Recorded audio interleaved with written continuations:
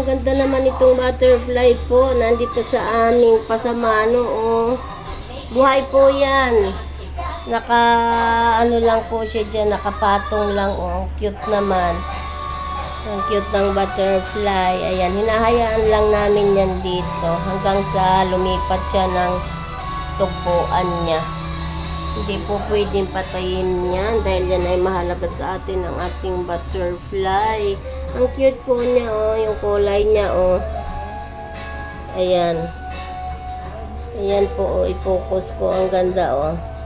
Buhay po yan, mga idol. Ang ganda.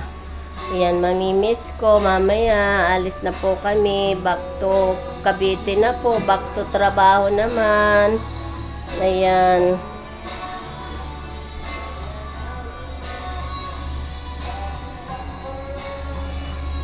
Ayan, ang ganda po, oh. Kakatuwa naman. Pagising namin sa umaga, yan, nakita po namin yung ano na yan. Yung ano na yan. Butterfly, nakatugpo po siya dyan, mga idol, oh. Yung butterfly. Cute. Wow.